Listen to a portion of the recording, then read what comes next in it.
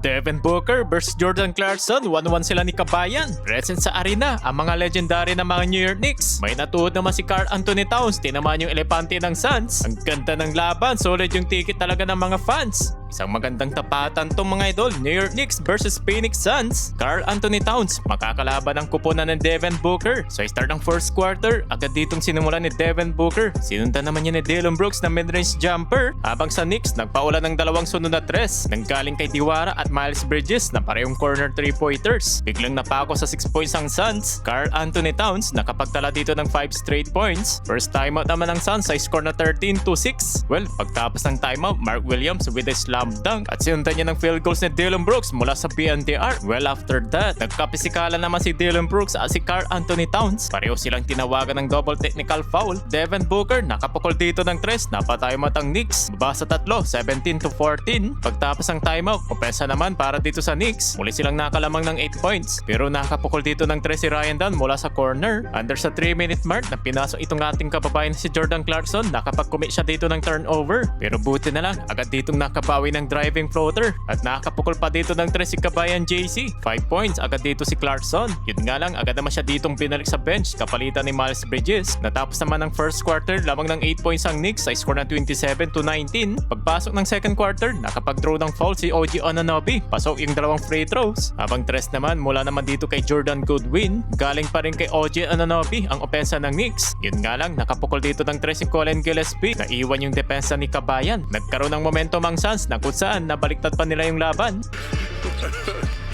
Goodwin drives and Goodwin. Karl Anthony Towns nakapukol dito ng 3, may double figure na rin sa second quarter. Napunta naman sa momentum ng home team na kung saan naitabla nila yung laban sa score na 38 without George Hart at Jalen Brownson nga pala dito mga idol sa Knicks. Muling nakuha ng home team yung lead mga idol sa 3 points ni OG Anunoby. Well, after niya nakapag-steal si Deuce McBride.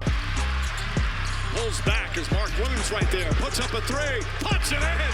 Pero nakakadikit pa rin ang Phoenix Suns mga idol. Naibaba nila sa 3-point game at nakakapag-draw ng foul si Devin Booker. Wala siya ditong mininte sa free throws. Pero lamang pa rin ng 5 points ang New York Knicks. OG Anunoby with a dunk. Napatayo na lang yung bench ng home team. Nakapag-draw na sana dito ng foul si Jordan Clarkson. Kaso challenge siya ng head coach ng Suns at na-turnover pa yung hatol. Na kung saan nabigyan pa ng 2 free throws si Colin Gillespie. Pero bumawi naman dito si Clarkson and absorb yung foul. Pasok nga lang yung isang free throws. At muli na naman ditong naitabla ng Suns mga idol. Patapos naman ng second quarter, napituwa si Dillon Brooks. Naipasok ni Karl Anthony Towns yung dalawang free throws. Lamang ang New York Knicks sa 1-point lead. So score na 56-55 halftime. During halftime, pinangaral ng mga New York Knicks legends. Katulad nila Carmelo Anthony, Trevor Ariza at mga iba pa. Entering of the third quarter, nagsimula naman dito sa 3 points ni Colin Gillespie. Sinundan pa yun ng corner 3-point ni Royce O'Neal. Sumagot rin ng 3 mula sa corner si Mikal Bridges. Yun nga lang, kontrolado pa rin dito ng Suns yung laban mga idol. Mark Williams with the 200 slam dunk. Pagtapos niyan, Karl Anthony Towns with a driving volleyball kay Mark Williams. Napunta naman dito sa momentum ng Knicks. Nagpaula ng 3 sunod na 3.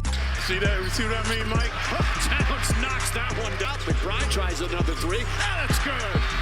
Deuce McBride. 3 si starters ng Knicks, meron ditong double figure. Tinambakan na nila ang Suns sa double digits, 77-67. Jordan Goodwin nakapukol ng 3 mula sa corner. Under sa 2 minutes mark, pinalik si Jordan Clarkson kasabayan si OG Anunoby. Yun nga lang, nakapag-steals naman si Jordan Goodwin. Timeout ang New York Knicks. Pagtapos ng timeout, muling naitabla dito ng Suns sa score na 77. To Booker.